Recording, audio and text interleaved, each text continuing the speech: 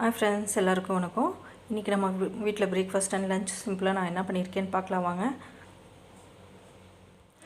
பிரேக்ஃபாஸ்ட்டுக்கு பப்பாளி பழம் நம்ம கட் பண்ணிக்கலாம். பெரிய பழமாக இருக்குது. நான் தோலெல்லாம் சீவி எடுத்துட்டேன். இப்போ கட் பண்ணி எடுத்துடலாம்.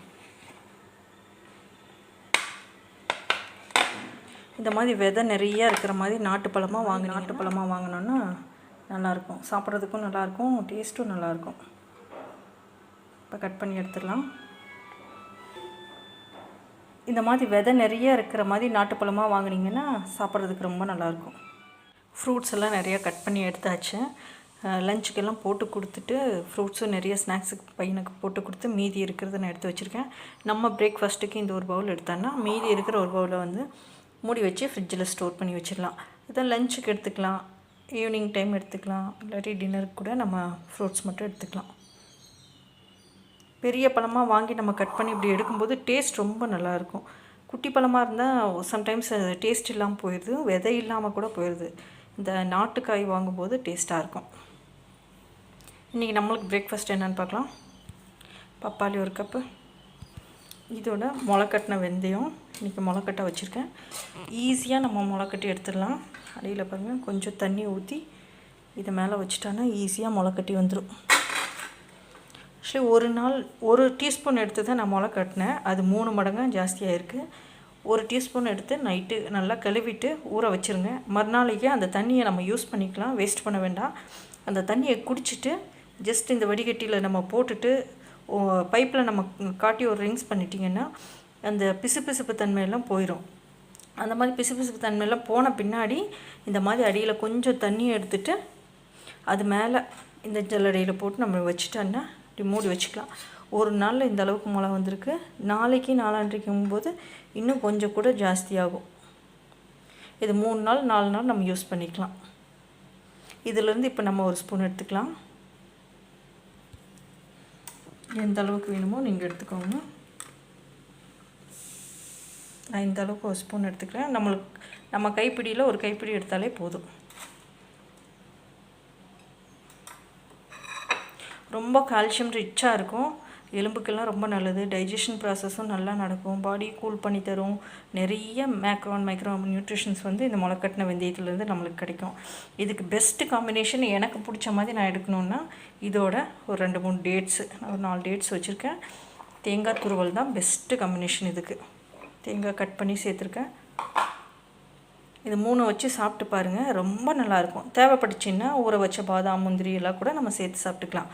ஆனால் இதுவே ரொம்ப நல்லாயிருக்கும்.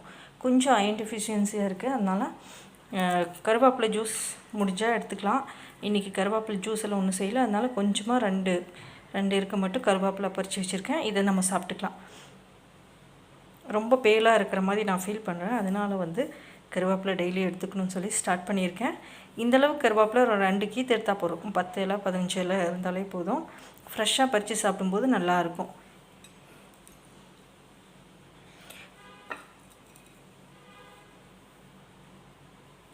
இதை அப்படியே மூடி வச்சு இன்னொரு 2 நாள் 3 நாளைக்கு கூட நம்மளுக்கு வரும். நம்ம எடுத்துக்கலாம்.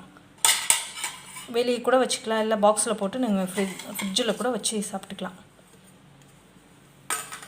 இப்படி மூடி வச்சிட்டிங்கன்னா எதுவுமே வராது, நல்லாயிருக்கும்.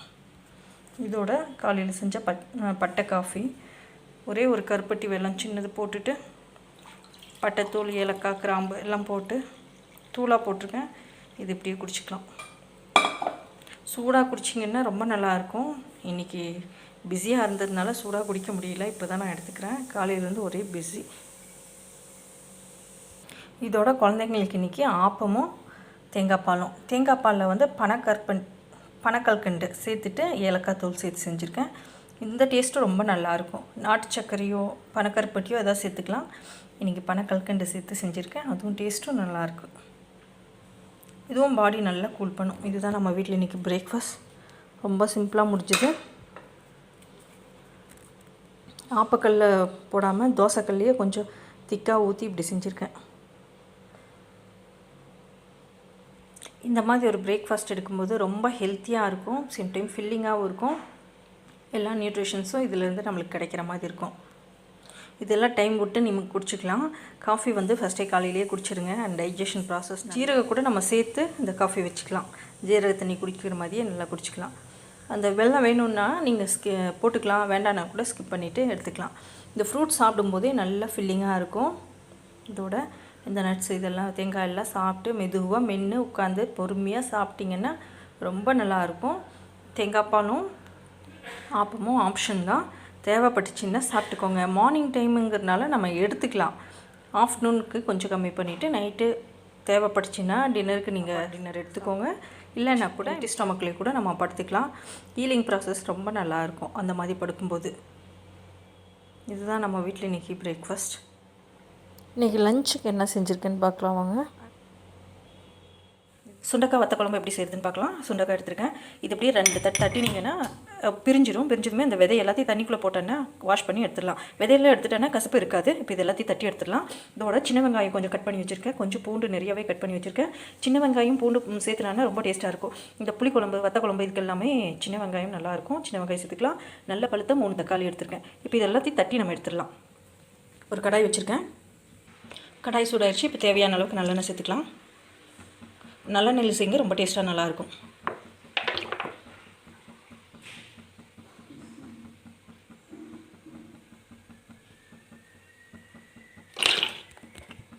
எண்ணெய் சூடாயிடுச்சு. கொஞ்சமாக கடுகு தளிச்சிக்கலாம்.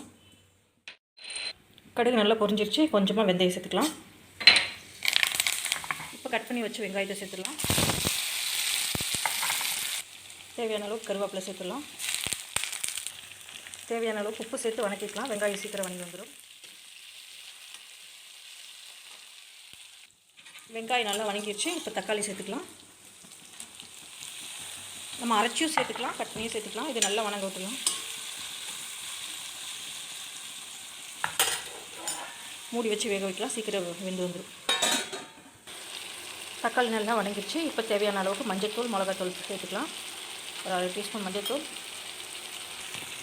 ஒரு 2 டீஸ்பூன் மிளகா பொடி சேர்த்துக்கிறேன். குழம்பு மிளகா பொடி காரத்துக்கு தகுந்த மாதிரி நீங்கள் போட்டுக்கோங்க. நல்லா வதக்கிக்கலாம்.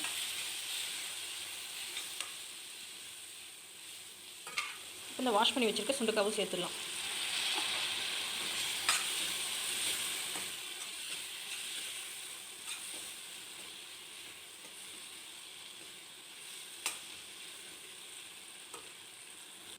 நல்லா எண்ணெய் பிரிஞ்சு வந்துருச்சு. அந்த அளவுக்கு நல்லா வதக்கி விட்டுக்கலாம். இப்போ ஒரு லெமன் சைஸ் அளவுக்கு புளி எடுத்து கரைச்சி வச்சுருக்கேன். இதை சேர்த்துடலாம்.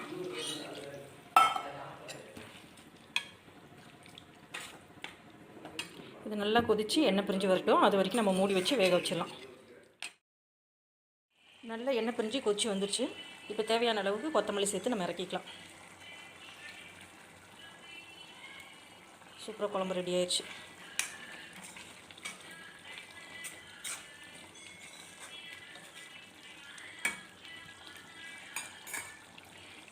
சுண்டக்காய் குழம்பு ரெடி ஆயிடுச்சு. இதுதான் இன்றைக்கி லஞ்சுக்கு. இதோட ஒயிட் ரைஸில் கொஞ்சம் நெய் போட்டு இந்த குழம்ப போட்டு சாப்பிட வேண்டியது தான். இதுக்கு ஒரு அப்பளம் இருந்தாலே போதும். நான் இன்றைக்கி உளுந்து போண்டா கொஞ்சம் செஞ்சுருக்கேன். அதை வச்சு நான் சாப்பிட போகிறேன். எல்லோரும் சாப்பிடலாம் வாங்க ஃப்ரெண்ட்ஸ். தேங்க்யூ ஃபார் வாட்சிங். Thank you friends.